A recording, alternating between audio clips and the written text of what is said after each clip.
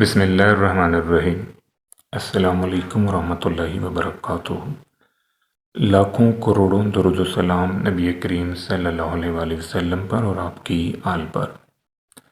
आज बेटा हमारा टॉपिक है measurement of seasonal indices. Seasonal indices मालूम करने के लिए जो मेथड हम यूज़ कर सकते हैं उनमें शामिल है ratio to percentage to annual averages method, ratio to trend method, ratio to moving average method, ratio to link relative method, ratio to trend to annual averages method.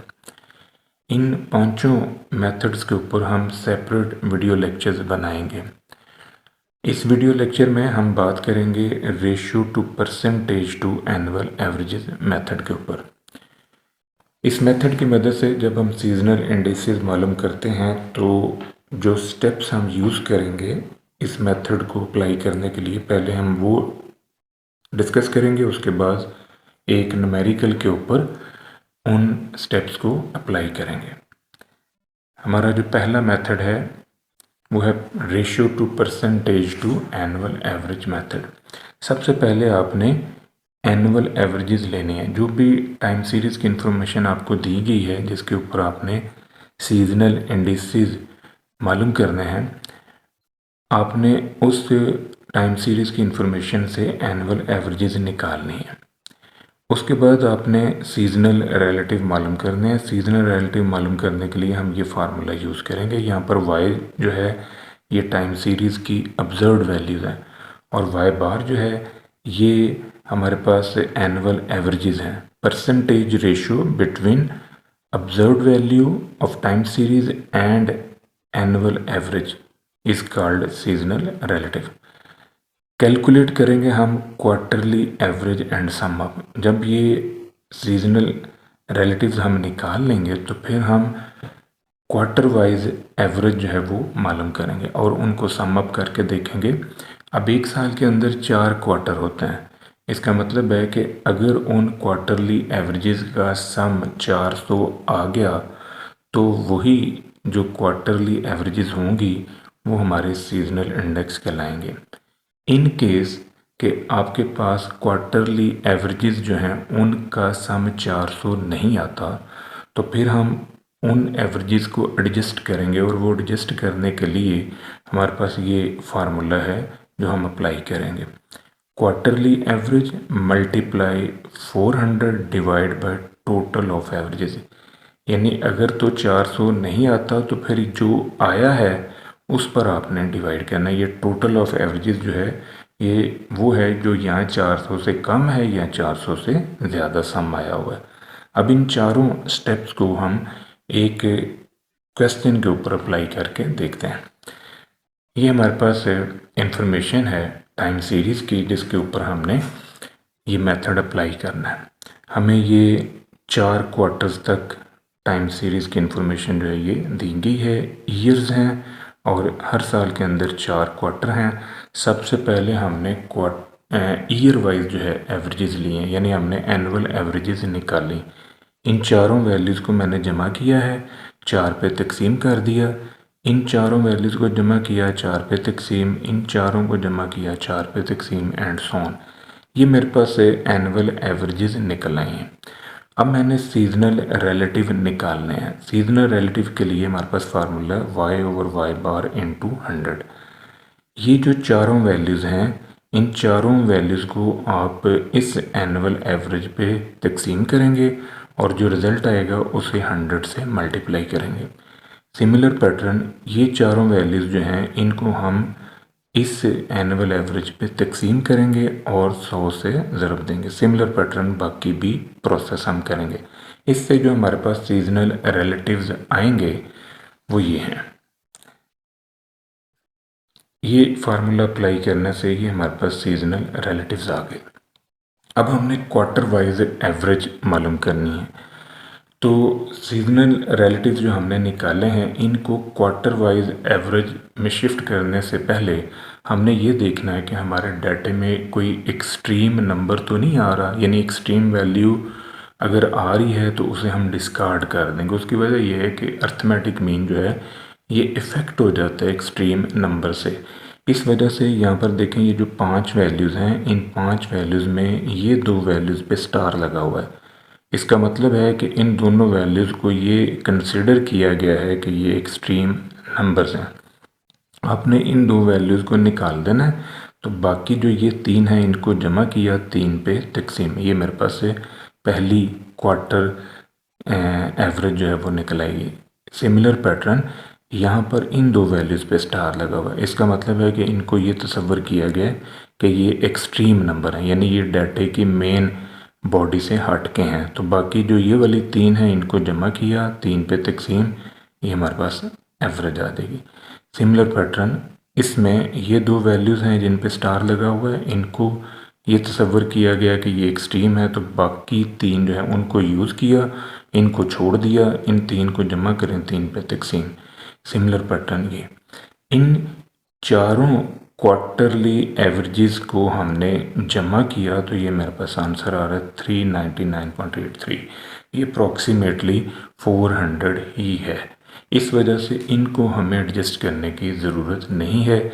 यही जो चारों एवरेजेस हैं यही हमारे सीजनल इंडेक्स हैं।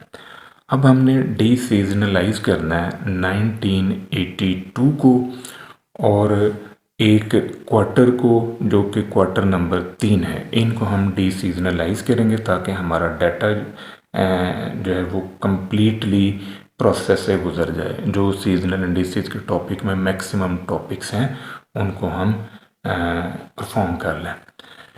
अब हमने 1982 की जो वैल्यूज़ हैं उनको यूज़ करना है। ये हमारे पास 1982 की 4 वैल्यूज़ हैं। इन चारों वैल्यूज़ को हम डी सीजनलाइज करना चाहते हैं। तो फर्स्ट ऑफ ऑल हमने 1982 के against quarter 1, quarter 2, quarter 3, quarter 4 की ये चारों वैल्यूज़ लिख लें। पहले क्वार्टर की वैल्यू को पहले सीजनल इंडेक्स पे, दूसरे क्वार्टर की वैल्यू को दूसरे सीजनल इंडेक्स पे, तीसरे क्वार्टर की वैल्यू को तीसरे सीजनल इंडेक्स पे, चौथे क्वार्टर की वैल्यू को चौथे सीजनल इंडेक्स पे हम तकसीम करेंगे और 100 से ज़रब दे देंगे। ये डी सीजनलाइजेशन का प्रोसेस होगा। यानी ये जो टाइम सीरीज़ की वैल्यू है y, इसमें चारों कंपोनेंट्स मौजूद हैं, इनमें से हमने सीजनल कंपोनेंट को ख़त्म करना है। तो ये जो सीजनल वाला है ये काट दें, तो बाकी जो आपके पास बचेगा वो डी सीजनलाइजेशन कहलाएगा, यानी डी सीजनलाइज्ड डाटा होगा।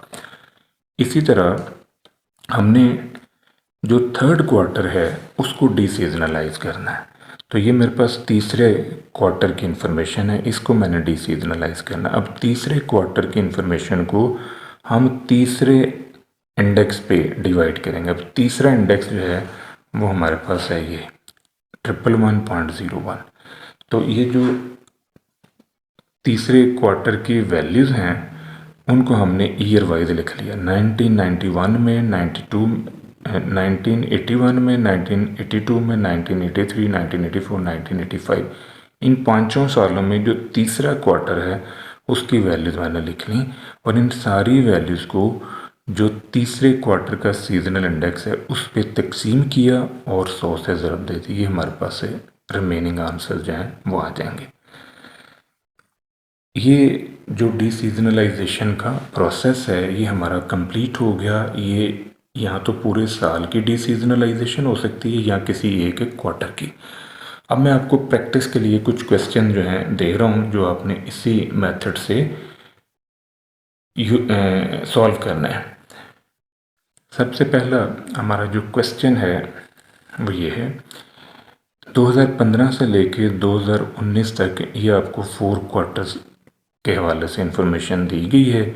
इससे आपने सीजनल इंडिसेस मालूम करने हैं by using ratio to percentage to annual averages method. फिर उसके बाद आपने डी सीजनलाइज करना है 2019 को और सेकंड क्वार्टर को।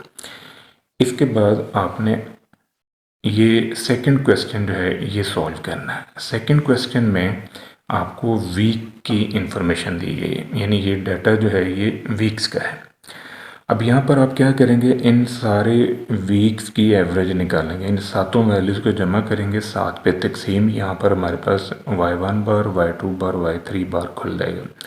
फिर इन सारी वैल्यूज़ को मुतल्लिका एवरेजेस के ऊपर तकसीम करके 100 से ज़रब दे के हम सीजनल रिलेटिव निकालेंगे और फिर उन सीजनल रिलेटिव्स की मदद से हर दिन के लिए एक एवरेज मालूम करेंगे। इन तीन को जमा करेंगे, तीन पे तकसीम, जो सीजनल रिलेटिव्स आ जाएंगे।